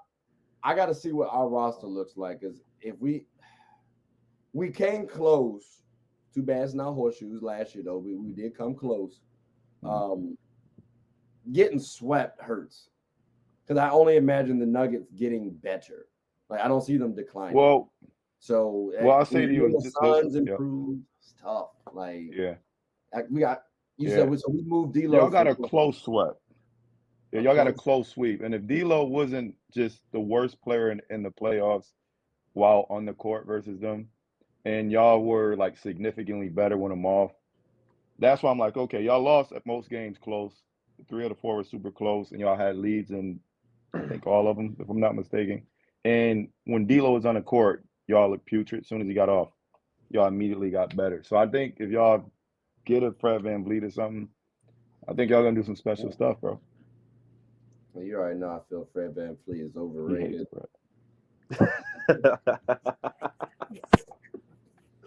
It's tough. Hey, dog, you Lakers, baby. We compete in your ass. I can understand, bro. Like, all right, see, but help me. Am I wrong for feeling like Fred VanVleet is overrated? You're not. I understand it because, like, I'm pretty sure if you look at his numbers, they're surprisingly not what you think they are sometimes in terms of like shooting percentages. And I think we're still in love with that Raptors championship, which was 3 years ago. So I'll tell you 4 years ago, actually. I'll tell you this right now. If y'all can guarantee me that Fred VanVleet would have another kid by the NBA playoffs, sign him. Because that man. All right, I want you. What do y'all think his shooting splits were? Fred VanVleet for last year. What do you think his shooting splits were? It was sub 30 from the field. No, I'm sorry, not sub 30. It was like low 30s for the field. 39 or something like that from the 3-point line, or 40% from the free throw line, something like 3-point line, and then it's like 80 or 90s in for the free throw. But like the field goal percentage was disgusting to me because I'm like, there's no way it should be in the 30s. Like you're beating your field goal percent. That's wild. 39 from the field, 34 from 3. Fellas, switched up then damn. But fellas, can we say this real quick about that? Now, mind you, this is probably his worst 3-point shooting year ever, mind you, because usually 37-30. He's like 38% for his career. Majority of his half of his shots are 3-pointers. So if you shoot 37% from 3, by the numbers game, your field goal percentage is going to be down. So he takes a lot of threes. Now, what I would say is he can facilitate. He takes and makes big shots, and he defends. Like, people don't realize how well of a defender he is. To be 5'11", I'm calling him 5'11". He blocks shots at that size, and he gets in the passing lanes. And on the ball, he doesn't just get annihilated. Like, I don't think he needs to be, let's say, prime IT offense. IT wasn't even super efficient, but prime IT, an MVP year. But if he comes to the Lakers, he needs to be a third or fourth option. Just certain games he needs to carry, which I think he's able to do. And he's damn sure going to be better offensively and defensively than D'Angelo Russell. So I don't know about that, champ. At least D'Lo can get to have a solid field goal percentage. That's all I'm saying. Like he can at least get to the basket. That's why y'all lost. The fool averaged 6 points for like one series. And gave up I'm talking about for like if you look at it. D'Lo did save a game that series before though. Like come in on, the Warriors series, won't it? Or was the series before that? Oh, versus Memphis when Kyrie came to the game. And then also too, let me ask you guys this: how much would y'all pay Fred VanVleet? How much would y'all pay someone like Fred VanVleet? Like 4 years 70, 4 years 80 max. Okay, that's what he's getting right now. That's all. So if he's willing to sign the same contract, then cool. But that's what I mean overrated, because I think a lot of teams are really looking to throw like 100 M's at him, and that's overrated to me. He's not worth that much. 4 years, 100 mil. I mean, to me, he's better than Jordan Poole. And you see what Jordan Poole got. Oh no, I might take Jordan Poole over Fred VanVleet. I don't think that. Man, you just gotta think like he got slept on camera. How can you hoop after that? Like for real, we're acting like that didn't happen. Like your teammate sleeps you on camera. Plus two. You said he had one bad year, meaning Fred VanVleet. So we can say the same thing for Jordan Poole. Because again, getting hit on camera, it's the camera part. That's the thing. Like, it got caught like in everybody. Fellas, 2 things about that. One, He's a horrendous defender, and he literally just plays so out of control. And like, it's not aesthetically pleasing, man. It's like, yo, is he 16? You know what I'm saying? Like, that's what bugs me about him. But I would give him that he got punched in the face thing if he completely was just trash, as if he touched the Space Jam ball and lost his powers. But he'll have a stretch of brilliant games, and then he'll be completely trash again. And then, like, he was so inconsistent. It's like, I want to give you that excuse, but if you come out here and drop 30 today, that excuse no longer flows and flies. Like, and that's why I'm just like, yeah, I He's still think in the he's just NBA. no, he's an NBA player, but that's what we're comparing him to. Hey, do you hold on? How old is Jordan Poole? Y'all know? 23, right? And I just think when Okay, it's 'cause I the was about to say, leader of the team that knocks you out too, like it wasn't just anybody. It was the vocal leader of the team that yeah. If sleeps that's you. gonna be the person, if somebody And we gonna knock me out, it better be the leader. Like, no lie, if you sleep me, I don't want to hear no coaching you're trying to give me at any game for the rest of the season. Like, and you could see him doing that in the game. Yeah, it does take a factor. Not to mention too, there's a 6-year age gap between Fred VanVleet and Jordan Poole. So if you look at it from that perspective, Freddie, I might think Jordan Poole's like ascension is going to be a little bit better, a lot better actually than Fred VanVleet's. But again, though, like, Well, you talking about winning rings now? You in LA, brother? I mean, I get that, but he's got to Right? stay on my team. I don't think you get that. Like, we got to give him a contract. That's what he wants. Like, you know. And then after that, will he be easy to flip? Like, I don't know, because again, I feel like he's overrated. But if we give him $100+ million, that's gonna be tough to get off the books. That's why I be like, you know, because that contract's ending when he's in his 30s too. 33. He's disgusting, and he 5'11", Freddie. He nothing special. Bro, you talking about Damian Lillard winning a championship when he's 36? Damian Lillard is Like, special. Stop Come it. on, don't do this. But Come on, we're talking but about no, Dame. but no, Really? but it's 36-year-old Dame, 36-year-old Dame who already can't stay healthy. That's my thing. 36-year-old Dame who 36-year-old already Dame is better than Fred VanVleet now. but that's funny. Who can't stay healthy though? So you're saying 3 more years from now, you think he's gonna be twice as healthy? No. But Come Fred on. VanVleet He already been can't getting win. nicked up too, though. Yeah. But you got Fred VanVleet, right? Austin Reeves is gonna get his bread, right? You bring back Rui, you bring back He's all. worth $100 million. Hopefully y'all Right bring there. back Schroeder as well. Yeah. Hopefully y'all bring back Schroeder as well. I'm not sure what his situation is, but I don't know, man. He doesn't believe me on his Fred VanVleet thing, man. We've seen him win a championship. We've seen him right after winning a championship lose Kawhi Leonard, and their defense was better, and overall their record was better as well. The following year after losing Kawhi Leonard, and Fred VanVleet took a huge leap in his game as well. Like, so I mean, we have some evidence of him contributing to a championship team. Sure. And I don't know if y'all remember after he had his kid, he was on fire. I don't know That's if y'all what I remember said. that. If you He can had his guarantee kid and me he's having a child come playoffs, I'm cool. Hold on. I'm getting a call. Hold on, I'm getting a call. Hello. You said remind them of. Okay, I got you. They said Adam Morrison got a championship too, Freddie. It don't matter. Like, come on. I don't all right. First of all, we ain't gonna take it that far. Fred VanVleet is one of them guys. We're not gonna take it that far, man. That was disrespectful. That was disrespectful. You hoop that series. That's wild right there. Yeah. It just depends on how we're utilizing it. As that third option, that's gonna be a little tough though. But yeah. So my question to you, what about fourth, I got a though? question for Freddie. Tyus Jones or Fred VanVleet? Oh my God! What? Please. So this is the only reason. No, this is the only reason why we'll say Fred VanVleet is because I don't. Tyus Jones. Listen, Tyus Jones is never going to be able to give me 20 off the rip and a drop of a dime, right? Because they already got Bron, they got Austin. But look, because he hasn't. I mean, he has, but he hasn't. If that makes sense. Fred VanVleet has shown he can be nuclear scoring at times, right? The Lakers don't need a guy to just put people in their place and then give me these points. They good with that. Again, they got Reeves, they got Bron, right? Boom. You need a guy that's going to be able to flat out get you a bucket. Tyus Jones is not going to flat out get you a bucket. Like, and that was their issue when, again, D'Lo can't guard a parked car, The famous words of Pat Bev, he's a cone, right? But they need that. And Fred VanVleet can go out there, and you don't got to worry about Fred VanVleet coming out there and not being able to get good looks. Again, his shooting percentage is a little misleading because of how many threes he shoots. So I have a question then. Because I always feel like in the game of basketball, you got to have balance, right? And on the offensive side for the Lakers, and just use them as an example, Austin Reeves about 6'5", offensive-minded player. I don't think he's a two-way player, offensive-minded player. Freddie says differently, but that's another discussion for another day.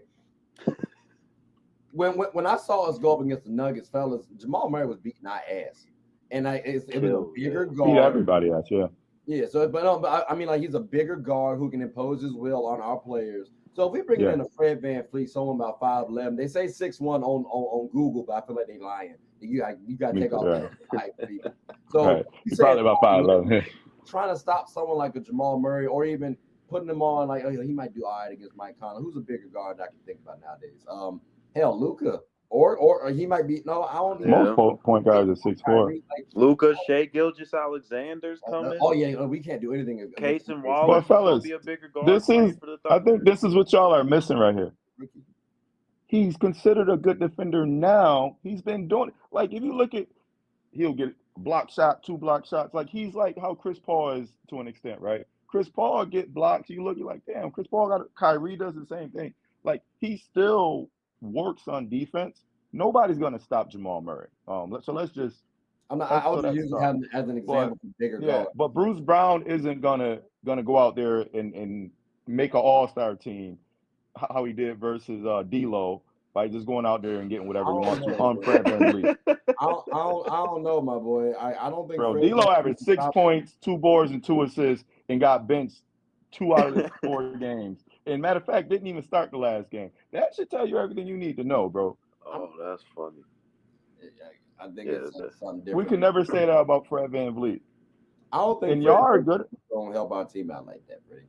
Bro, y'all don't need much. Y'all didn't need much. Y'all were close to beating Denver in all those games. But you had a D'Angelo Russell problem. A sweep says differently. Like we need. I'm not saying a complete retool. That's tough. This is all stemming from the fact that you feel that we about to win the championship. So, can you give me a percentage on how comfortable you feel we win next year right now? I know we got a lot of things to work about, but So health, of course, health always plays a factor, right? Right. If y'all stay healthy towards the end of the year more so, right? Because I doubt y'all be from game 1 to 82 healthy. So second half of the year, if y'all are healthy, if y'all bring back a lot of the pieces y'all had this year, and just again, if you can get a Fred VanVleet or something similar in place of D'Lo, I would say I give y'all a 50% chance, honestly. Okay. I think y'all would have won this year if y'all had something better than D'Lo. So I'll say 50% chance. Y'all got the defense. For as much as we want to give him flack, you got the coach. He's good enough, right? You got the stars. You got the role players. Like y'all got everything y'all need except that point guard piece. Okay. Personally, yeah. Okay, I got you. I got you.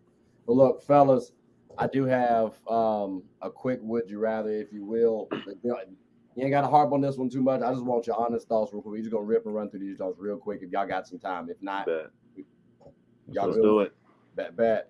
All right. So, would you rather, Seabass, we'll start with you. Would you rather have the Spurs with no Wemby or the Nuggets with no Jokic? Spurs with no Wemby. Shoot. Probably, it got to be the Nuggets. Really? Nuggets. Yeah, it's just because of Jamal Murray. I'm sorry, and when I say that, I don't talk about in terms of winning. I'm talking about as an organization. Would you rather have Victor? Oh, like culture over culture? Yeah. Ooh. So as an organization, right, going forward, you can't have Victor Wembanyama no more. But on the Nuggets side, you can't have Jokic either. But your team I'm gonna go Spurs all the time. Spurs the best franchise in basketball, so I'm gonna go with them. Okay. Freddie, who you got? Denver, without even thinking about it. Okay, and I'm not talking about who goes like in terms of battles against one another. Just again, organizations going forward. Okay, that's interesting. Yeah, from the top down, they've shown me enough over the past few years building around Joker. They did a great job, so feel Okay. comfortable enough saying them. Yeah. Okay, got you. How about the Magic versus the Hornets? Better future right now. Let's go next season. Actually, let's go next season. Who do you guys like better next season, the Magic or the Hornets? I'm gonna say, man, that's tough. That's tough. I'm gonna say the Magic. I'm gonna say the Okay. Magic. Okay, They have more players I trust than the Hornets do right now. that's fair. Freddie, how about yourself? Hornets, man. Okay, is there a reason why you lean that way? Is it Brandon Miller recently being drafted? You love I LaMelo think Ball that's finally? yeah. Well, no, I mean they still, to my knowledge, still got Terry Rozier, still got Mm-hmm. Kelly Oubre, Gordon Mm-hmm. Hayward, PJ Washington developed like crazy. Who was it, the McDaniels guy? I forget who it is off the bench. That it might be last name McDaniels. You mean Kill myself. I know you're talking about. Yeah, Yes, Oh Jaden shit, or it's killing me. Jaden or Okay. Jalen McDaniels, one of I think the it's two. Jaden. Okay, yeah. So, and I mean, across the board, Rozier, Ball, and now they get Brandon Miller, and then I think Jalen. Bridges is coming back. So, Mm. I mean, they got Big Mark Williams. Like, they got so much over there, man. The veteran, Mm-hmm. and they got the young boys. So, Okay. Damn, that's tough. Might have to split. and I love Paulo, so it sucks, hurt me to say that. I Mm-hmm. love Paulo. Yeah, no, that's tough, bro. I might have to say Magic from a standpoint of we still got to figure out what the Hornets look like. We've seen them have talent like a couple seasons ago. They missed the play in this past season though. Had some injuries, had some troubles. We got Mm-hmm. new owners, so I got to see how that looks. And I feel like they might have a few And distractions. they beat Reese's Celtics Yeah, what, three beat the times this Celtics year? three times out of four. So that was for them. Yeah. So yeah, I got to lean with Magic because again Paolo could be the best player on the court. Paolo, yeah. Yeah, he could. Franz Yep. Wagner's tough.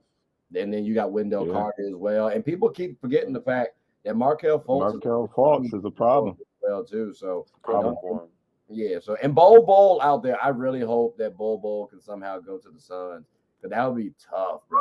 That'd be ridiculous. That'd be wild. Especially. All right. But this one is we got actually two more. I think this last one should be a good one. Okay. But the Houston Rockets versus the Detroit Pistons next season. Who y'all got? I heard you say this. I heard you talk about this on your show the other day. Yeah. Plug right there, right? And I said, man, this dude crazy, right? I mean, I'm going Detroit. I thought Detroit was gonna make the playoff this year if Cade stayed healthy. I know they're gonna make it this year. That maybe should have been my surprise. Detroit. Okay. Detroit, bro. Okay. Seabass, who you got? I am going Houston. They got Ime. They got the most athletic team in the league, probably. He's gonna have some guarding.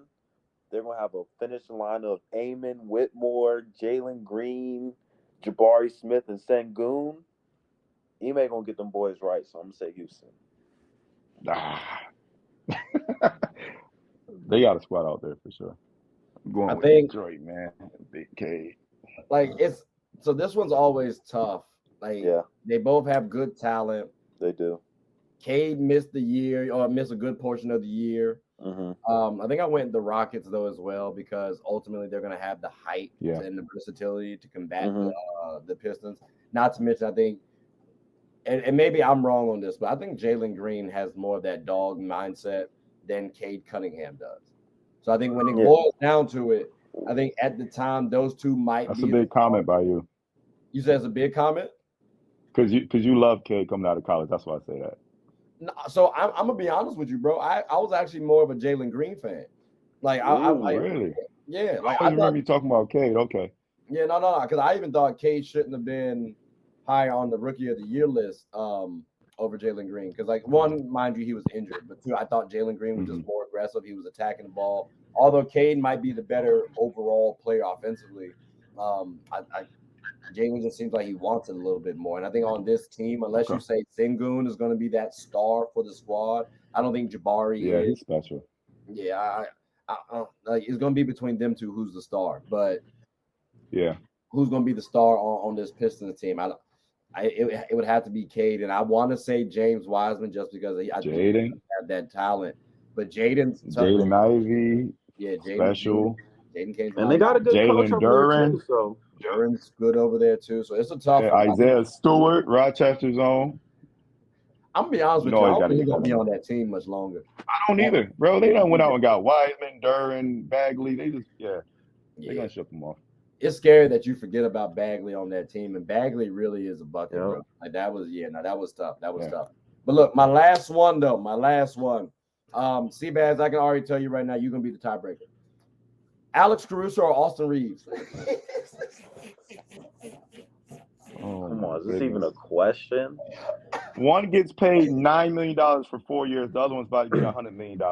I hear you. All I'm saying is one averages 6 points for his career, 6 points for the playoffs. Two on the paycheck. That's all I'm saying.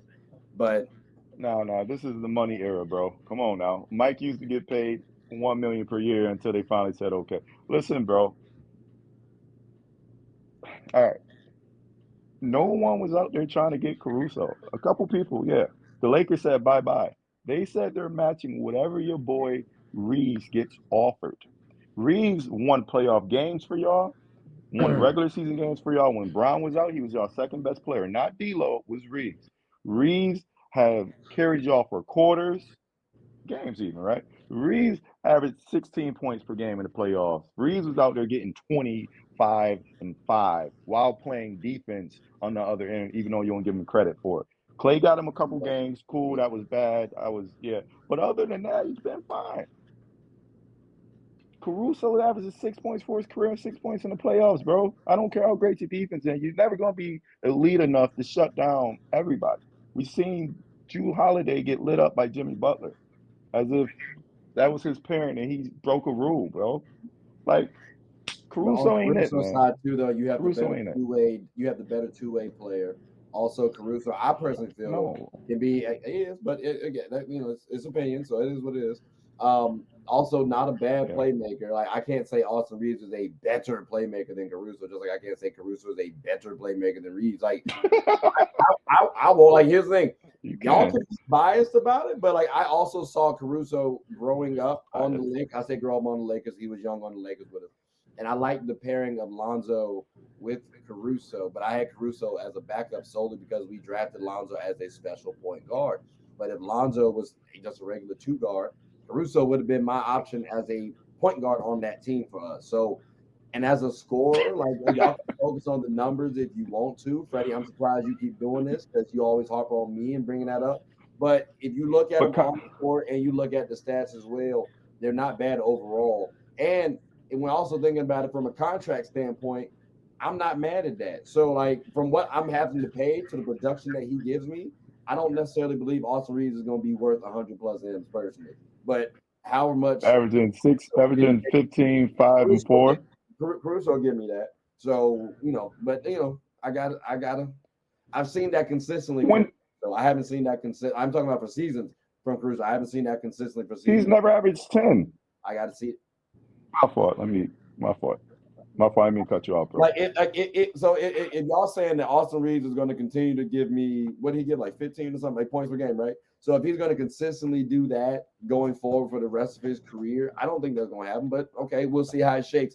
Along with how many assists did he get? Like, but you think Caruso is going to do it eventually after not doing it for 5 years? No, I think Caruso brings more defensive mindedness to his game. I bank on the two-way players. So because of that, and I don't necessarily believe in Austin Reeves' ability to score 15 for the rest of his career like that. So, but Caruso, he can do his job for the rest of his career, and he's not getting paid an obscene amount of money. So if I'm going to choose, I'm going to choose Caruso or Reeves. Because respectfully, both of them can also be replaced rather quickly. But that's not the conversation. Hold on. I said Alex Caruso or Austin Reeves.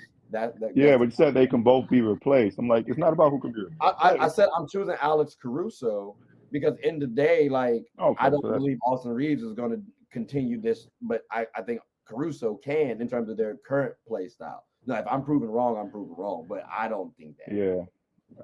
I think it's tough because Caruso was asked to do not the minimum, but even on your championship team, he was like the 6th most important piece on your team, then you know what I'm saying? Like Reeves is most games the second or third most important piece, and But has it's not like he's disappeared. He's produced. You told me once he shows you this in the playoffs, you wouldn't have any more trepidation, and now you seem like you're doubling down Freddie, from we were the talking opening about back season. then though, 50 mil, like $50 million is what we were talking about back then. And Right since then, now, he's I just said improved 100 even. mil. That's a big ass jump. Like, what are we talking about? Hey, but so Seabass, since the opening night, I've been on the Caruso train. Caruso's my guy.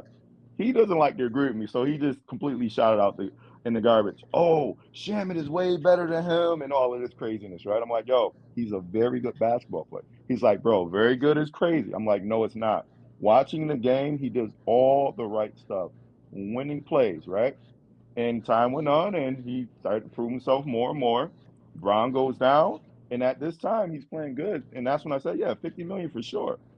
And since then, he's played twice as good as halfway through the season. So he's earning himself money, getting into the playoffs, playing very good, earning himself money to average 16, or he averaged 20 versus Denver, right? 20, like 5 and 5 on pretty good shooting. Like, I don't know what to tell you, man. He's literally earned the same money that, let's say James Harden lost, I guess, so to speak, right? Is he better than Fred VanVleet?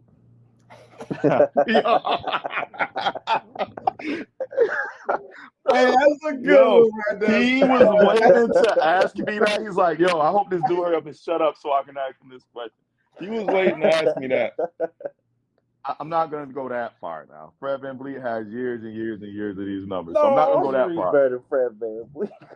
Nah, man. I Y'all hate think, Fred VanVleet. offensively, I you can't give might him have that a yet. case for it. Not yet. But Okay. All right, Yeah. so And here's, yeah. let me ask you guys. Let me ask you guys this just real quick. Do y'all think Austin Reed? Because Freddie, to your point, right? I think we already know Alex Caruso's role. Like I said earlier, he's a backup point guard for me. Now he can start, but I like him as that backup guard, maybe sixth man, but again, like that backup guard. So like with Austin Reed, Yeah. where do y'all rank him? Because personally, unless my point guard is like a lockdown defender type caliber cat, like if I had like a John Wall in his prime type, you know what I'm saying, like one of them type of guards, or who's right? He fit well with Russell Westbrook when he played on the Clippers. Like that Russell Westbrook would fit well with Austin Reeves, and I might be okay with having Austin Reeves as my guard, that off guard. But if my point guard ain't like that, I don't want Austin Reeves being the point. And so for me, I'm starting. That's why you got to get rid of D'Lo. But now I question though, where do I put Austin Reeves? Is he a starter? Would I rather him come off the bench? Like, where do you guys rate Austin Reeves? Because I think on the Lakers, he fits as a starter. But we also were about. I thought we were about to do what's his name, Matt Ryan early on. Like we needed shooting at one point in time. He just happened to be one of the better shooters. So like he found his role and he was able to get more utilization because we didn't have good shooters at the time. And that's why I was coming from Austin Reeves. I was thinking maybe that's his similar play style as well, showcased a little bit differently. So now where do you guys sort of see him in terms of going forward in the NBA rankings? Like, should he be a starter, better off the bench? Like,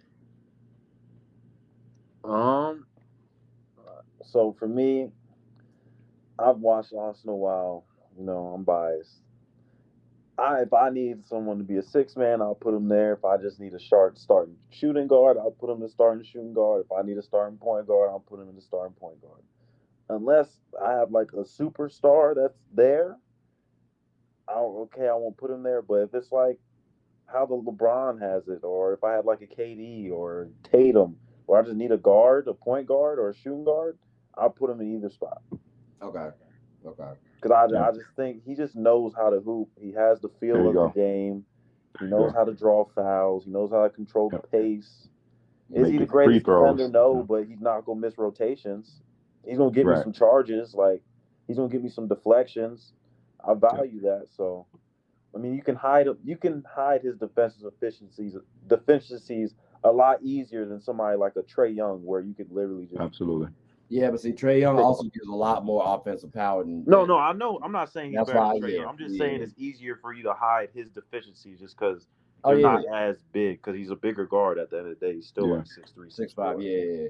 I think I accept someone like Trae's deficiencies because his offense is too crazy. It's like, and if I see that from Austin Reeves, I'll gladly shut the hell up. Yeah. Well, he'll never be that. So let me ask you this real quick. I was about to say we're gonna have to. Yeah, I was gonna. I thought you were about to say something else about that real quick. We're gonna have to tune off. I got another show to do. Oh, you do? Yeah. Yeah, I got another. I was saying, if y'all boys want to hop on, y'all definitely can. I think I'm talking Wizards. I told my girl I was gonna be off at 7 o'clock, so I already know I'm walk out there into a storm of where the hell you been. So just say you were selling some more shit. You were doing some more networking. That's fine. There we go. All right. helping out young black men. But now, fellas, I greatly appreciate that, though. We will definitely get this back rolling. I've been on AMP lately, doing a couple shows, trying to figure out how to do that seamlessly. Still trying to figure things out. So I took a little hiatus from these videos. These don't be getting a little long in terms of editing. I swear to right now. But we're going to get back to it, though. So I'm going to bring y'all boys back on. Do y'all have anything y'all want to say before we close up shop? Knicks and Saints winning the Super Bowl. You see the shirt? You said Panthers winning the Super Bowl. I appreciate that support there, C-Bag. Always one love. Y'all be great, man. Likewise. Yes, sir. All right, fellas. All right, ladies and gentlemen, take care. Yes, sir.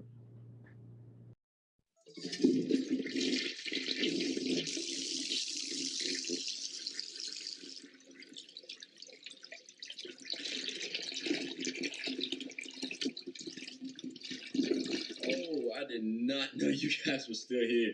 As you can see, we're at the back end of the show. No pun intended, but look, hope you all enjoyed it. And before you go, please subscribe to the YouTube channel, follow the IG account, share the content to anybody who's anybody. And most importantly, leave your thoughts and comments below. But I got to go back and play Buddy in 2K, so let me unmute him real quick. Excuse me. Hey, boss, I'm back. Nah, you better catch this word. You know we get buckets around here, too. Yeah, beyond the Hey, I know we got to start real quick. What'd you say, Brady? No, I was gonna say I know we got to start real quick, but I'm curious as to how y'all feel about this. So I saw something, and maybe it was you or Reese that brought it to attention, but it was about I want to say Sue Bird, if I'm not mistaken, about her being the GOAT, averaging. I want to say it was Sue Bird, but it was one of the WNBA stars who've been around for like 20 years, but the career average is like 12 points, 3 boards, 3 dimes. Nothing crazy, but they called her the GOAT because of, I guess, longevity and also a few championships. Yeah. Like, do y'all think that's crazy, like, for WNBA standards? Like, because I always be like, Cynthia Cooper, right? It wasn't a long, lengthy career, but it was a lot that she accomplished in that time. Do y'all think it's crazy when people call people like Sue Bird the GOAT? Or for WNBA, is it could you pretty much not have the crazy numbers? Like, I understand. I'll let Trey go first. I understand it just from this standpoint. Like, everyone has their own beliefs, right? They got their own opinion. So if you say Cynthia Cooper because of the dominance that she did in a short time span, you think that makes you the greatest of all time, cool. If you say, hey, Sue Bird won like 4 rings and like how many different eras like that, that's pretty impressive too. So, and then she's like 5-time gold medalist. I mean, it just depends on how you look at it too. I've heard DT as the GOAT. So I mean, I don't know.